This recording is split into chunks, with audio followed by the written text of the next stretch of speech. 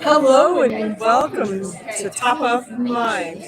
Wow, the echo is terrible. Is it terrible? It's terrible. It's terrible. My name's Rachel Prophet, and I am a white woman with long red hair that's in a braid today. I'm wearing my rose-colored glasses and a black T-shirt, and I'm here at the Microsoft Power Platform Conference. We said it, the whole thing. And this is Dona Sarkar. Hi. Hello, everyone. I'm Dona Sarkar. I am a Mediterranean woman with long dark hair. I'm wearing a white shirt that I made myself. It's beautiful. I am so excited to be here at the Microsoft Platform Conference. And we figured out the most complicated tech setup to do this right now, where Rachel had to do a dramatic reading of the StreamYard link for me. So It was high dramatic. tech. I love it. Okay. Yeah. So what we do on top of mind is I say, Donna, what's top of mind for you? Oh, okay. Just in life or? Whatever. Okay, I'll tell you what's top of mind. Co-pilots. You get a co-pilot. You get a co-pilot. You get a co-pilot. Everybody gets a co-pilot. Yeah. So what's really top of mind is everything. Okay, everybody in the whole world, including like your dad, is talking about AI right now, right? Isn't that hilarious? It's really funny. Everybody is. But the biggest issue is all of the misconceptions and the hype around it are either doing one of three things, right? It's making everyone feel like, oh my God, I'm being left behind and I'm going to be out of a job, which is wrong. Two, well, this AI thing is way powerful. It's going to come and kill me at night, also wrong. Or three, I don't even know where to start. I know I should get skilled. How do I get skilled? So these three things. That third category is really important because conferences like this one and all of the ones we're going to be going to are where you can get a lot of information on how you can prepare yourself and your business to actually do AI at some point. So that's been top of mind for me. I've been running around talking to people at this event about this. And it's incredible to hear that everyone wants to do it. No one knows how to do it.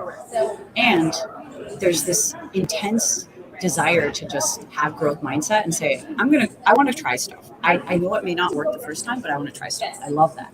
I love that too. And I've met so many people that are trying new things this week.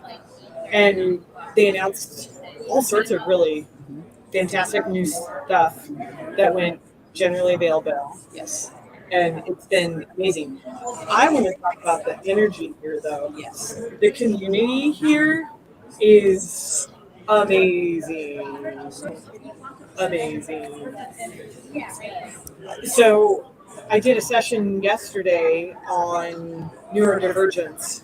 It was amazing. Didn't it go on for 2 hours after the end? Pretty much, yeah. It was only a 25-minute session, and we brought it back out here into the community lounge, and we're going to start a user group. No. Just like a neurodivergence user group. I love hearing that. That's so good, neurodivergent tech. Like, we've been needing this forever because the number of people who know they're neurodivergent is like 1/4 of the population. In the tech industry, it's like 1/2 of the population. And the number of people who do not know they're neurodivergent, but they feel like something's off, is all of the population. Yeah.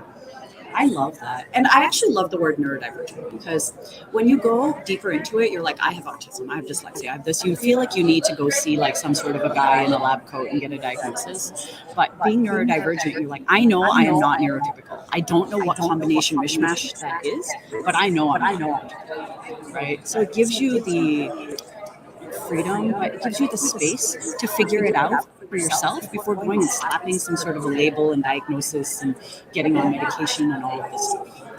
And I think it's creating opportunities for people to embrace their own neurodivergence. Right.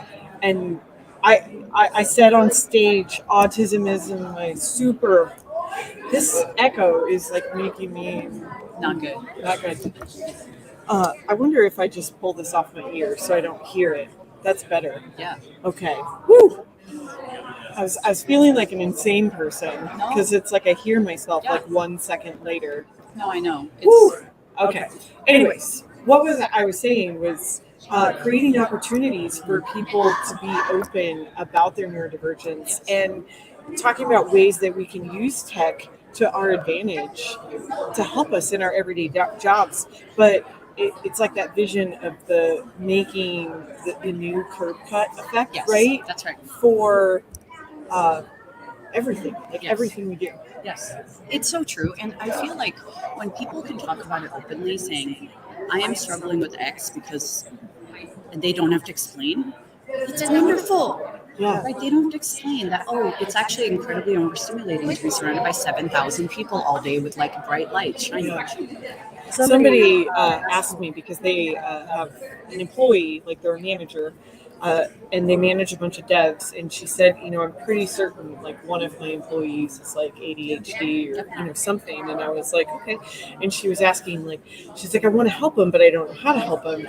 And I said, well, you help them in the same way you help anybody else. You ask them what they need, and you offer that to them. But she was concerned about showing favoritism, and I said, well, it's not about favoritism because you offer the same thing to every employee, right? You ask every employee you have what they need to be more effective, more successful at work, because that's better for your business. And stop comparing, right? Like if that employee is really good at this thing, let them do that thing. And if you have another employee that's really great at another thing, let them do that thing. To me, it's just a job function for managers. Like, okay, if I have a report who's an amazing developer and they say, I need Visual Studio, I will get them Visual Studio. I'm not going to say, no, learn to code in Notepad. That would be weird, right? It's the same thing. Yeah. So if my neurodivergent or employee with a disability says, hey, what I need is quiet hours for 2 hours in the morning that everyone's not pinging me, permission to just turn off notifications and just focus, to me, that's Visual Studio. Right? Is it costing us that much? Not really, right? Why not give them that accommodation, the same thing you would as any other technology? Yeah. Do you? I'm going to switch topics because ADHD. Yeah. Do you have a favorite co-pilot? I do. I do have a favorite co-pilot. I do because too. it's the best. I want to know what co-pilot. yours is. Mine is the Teams Recap co-pilot, and the reason it's my favorite. The reason it's my favorite is because any meeting I record, I get like a beautifully bulleted recap, but more at the bottom, anywhere that I have been called out in a meeting, like, hey, Donna, can you do blah? That's mentioned, and any action items are assigned to me as well.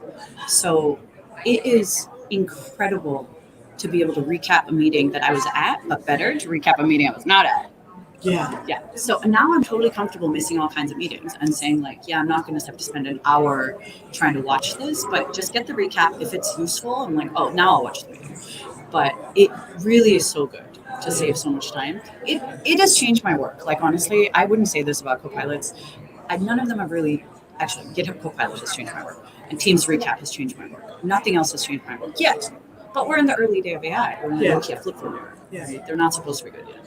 But I will tell you, Teams Recap will change your work. Yeah, I love the Teams Recap. What's your And since I can't pick the same one that you picked, I'm going to pick the PowerPoint Copilot. That's a good call. Right? That's going to change my work. I make so many PowerPoints. She's always with customers all day, every day. Yeah, like the number of PowerPoints I create, it's going to be life-changing. Yeah, it's life-changing Copilot, especially once you can ground in your own data and say, pull from these data sources, and you point it to like a SharePoint with all of your PowerPoints, and it's like, generate one for this big company based on this one with this new info. Yeah, and brand it like this. That's exactly with their colors. Yep. Yeah.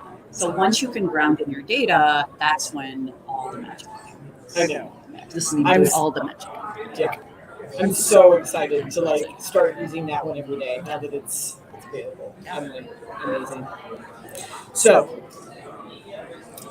we had a viewer a couple weeks ago that asked a question.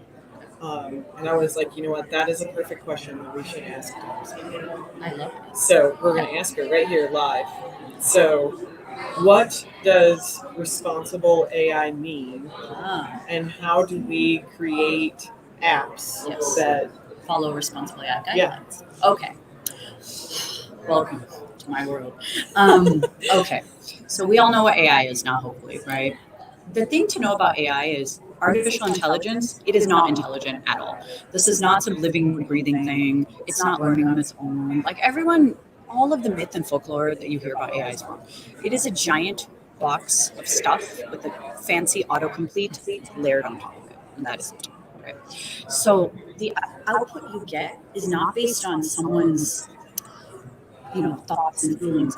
It's just based on what's next. Just based a bunch of data sucked in the world. The word, my stomach is, the word growling comes after it most of the time. So if you type in my stomach is, you're gonna get growling.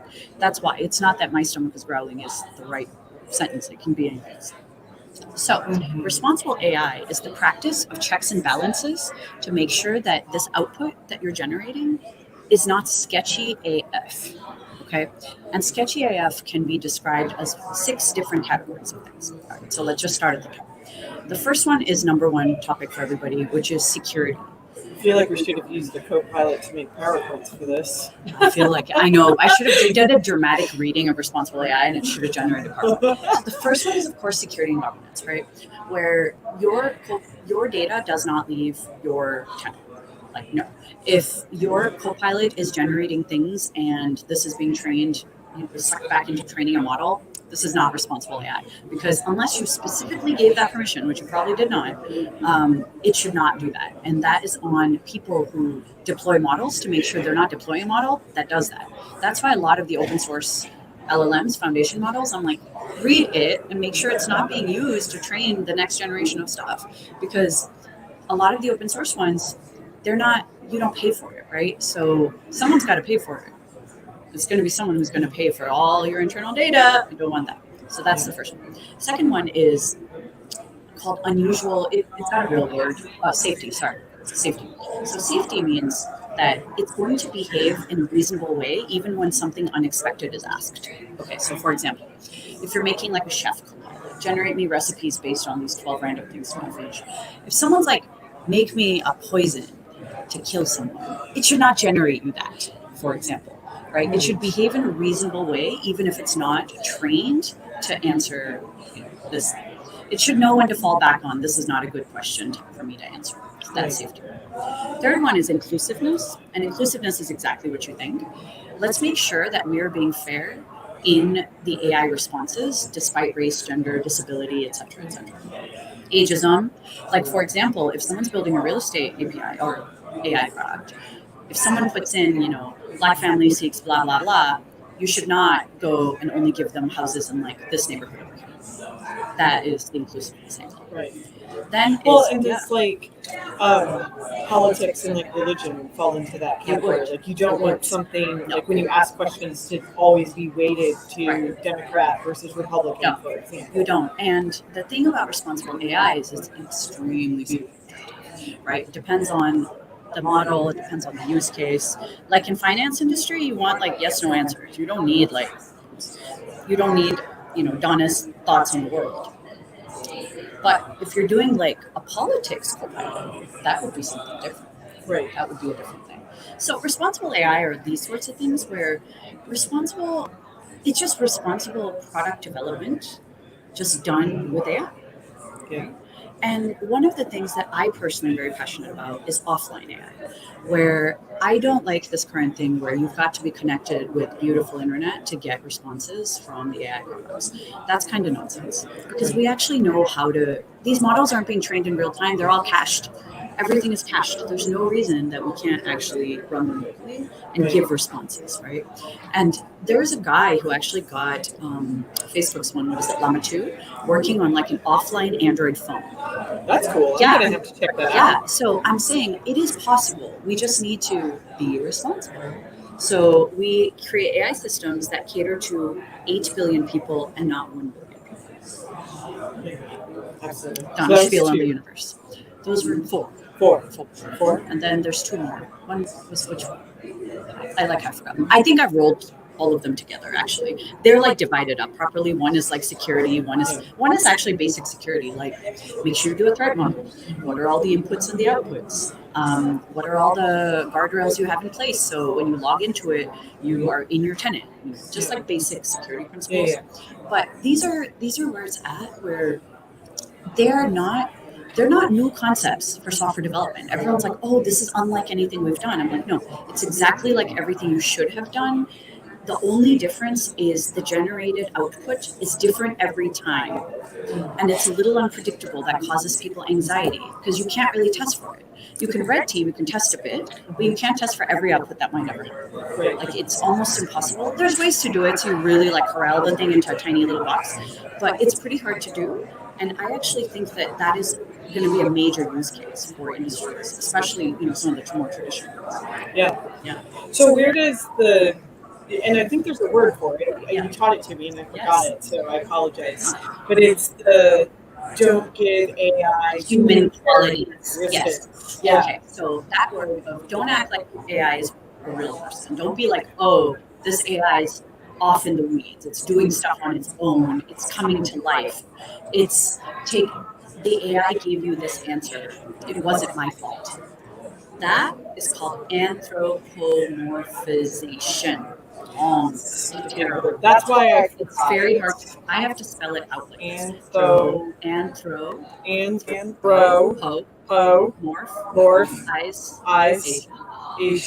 Anthropomorphization. Don't give AI human qualities. It's don't give anything human qualities. Yeah. I think that's such an important one. It is, because that is one of the pillars of responsible AI that I forgot you mentioned now, which is accountability. It should always say somewhere, this is an AI generated response, and if you're getting a bad response, send feedback. It should always say that, 100%. And in every Microsoft Copilot, it says that.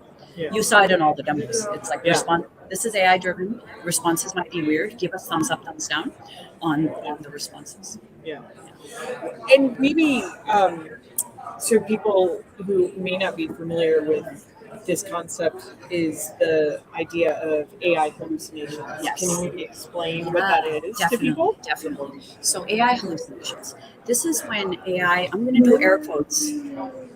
Can I just like being a ghost or hallucinating? Oh, she's hallucinating. Okay. She's haunting me? I didn't understand the question. Okay, so hallucination, and I'm going to do anthropomorphization right now because it's the only way to explain it well. Where AI makes shit up. Okay, so this is where people think typing in the AI box is the same as a Google search and you get factual results from somewhere. No, it's just choosing the next likely character, the next likely token, let's call it word. So it will pull random bits of information from like Wikipedia and like BuzzFeed and belong it together and give you a story. So AI responses are sometimes they're 10% right, 50% right, 60% right, 90% right, or 100%. But it can be any of those, and you don't know which one it's going to be. Well, but it's also what makes it capable of doing things like writing in a poem. That's exactly it. Hallucinations are not bad all the time. Yeah. So come up with 10 creative ways to do blah. Anytime you're doing, like Bing Chat is a good example. Creative mode, the hallucination factor is higher because the temperature is higher. Temperature is 0 to 1. 0 means don't get creative, stay in the box. Temperature equals 1 is be more creative, be more out of the box. So if you want to name something like, Dona's Pizza Shop, or you want to write poems or stories or come up with like 10 good names for a talk. Can it be a taco shop? It can be a taco shop. Okay, cool. Dona's Taco Shop. Terrible. So we'll hallucinate some new names. But if you're trying to do something factual, like give me 10 cases for disability law that passed in the last 10 years, you don't need those made up. You need real ones. And what I find to be very useful is to reduce hallucinations is to actually put into the prompt, cite the sources and show your work and explain why you're giving this answer. Because then you're like, okay, these are real sources. And click the sources, by the way. A lot of people will say like, oh, okay, it's sourced. But most AI was trained like years ago, so that source may not even be real. Yeah. So we've got time for one more question, and I'm going to ask this one because I was at a user group in Denver, and people were talking about this, and it was a very great discussion, but it was IT leaders worry about like allowing their employees to use ChatGPT like in their job. Yes. And so like, should they disable this? Like, should they enable it? How do they control it? How do they train their employees to use it? Okay, so everyone's asking this. You should not use ChatGPT for your work. if that work is not something you put to Google search. So if you wouldn't make a website about it and post it publicly, you shouldn't be putting it into the ChatGPT box.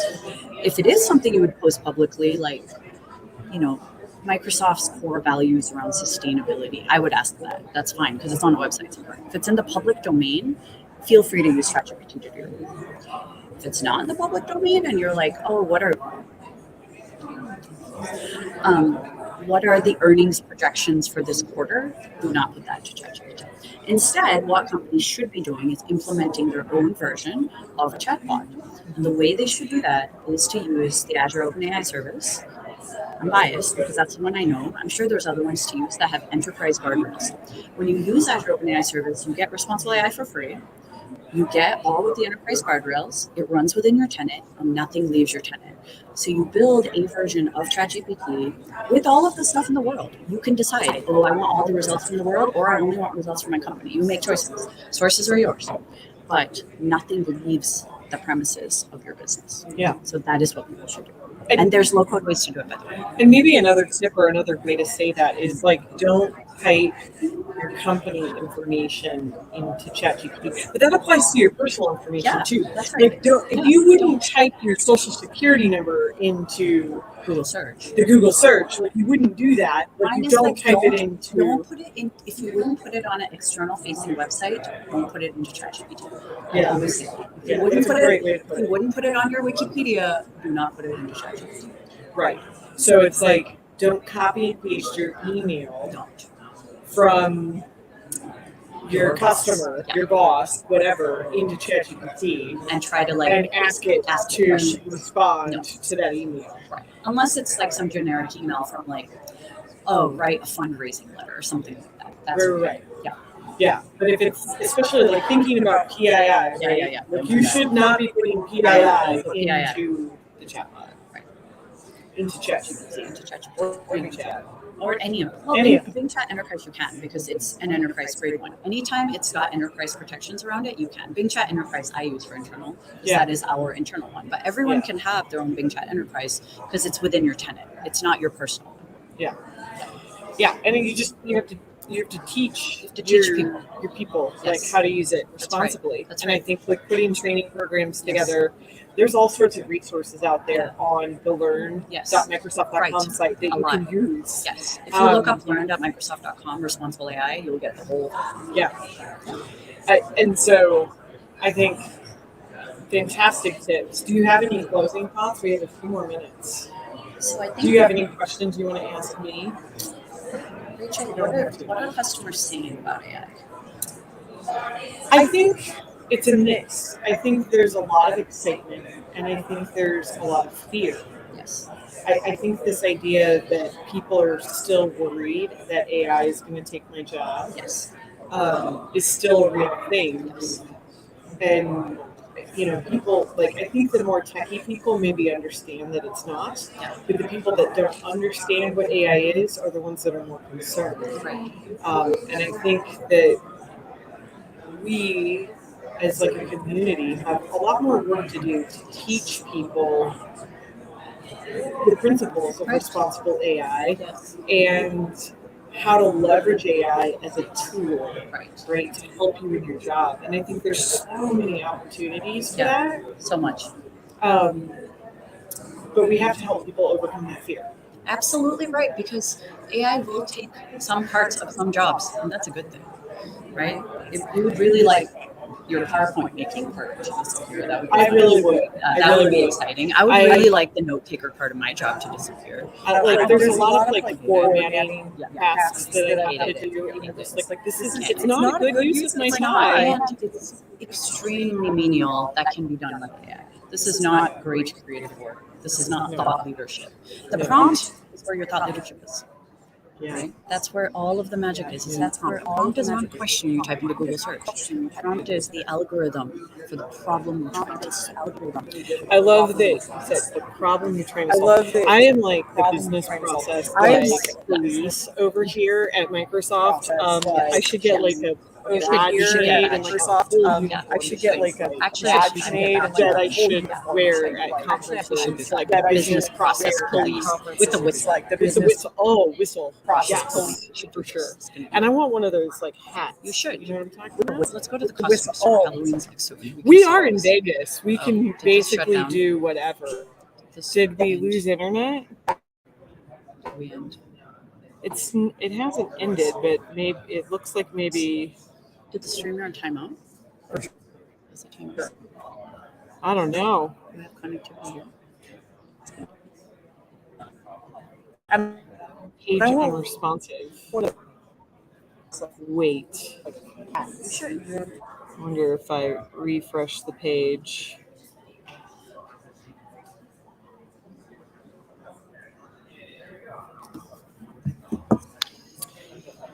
It's the problem with conference Wi-Fi, you see. It's sketchy. Oh well. We reached the end though. Yeah, we'll still close it out. Yeah, we'll close Like, nicely. Apologize for the drop. blip.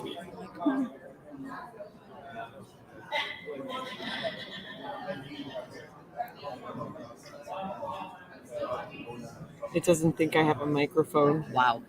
This is going Okay, great. but there we go. Yeah.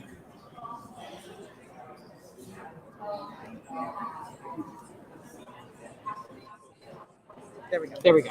Oh, You know, that's the problem. Yeah. Sorry, folks. We are live Conference Wi-Fi. in the Real, conference, and it's real. Like you This can't is make the it hour sound that the stuff session's up. not out. Everyone's checking into work right now. Actually, right now, I'm dialing into calls and stuff.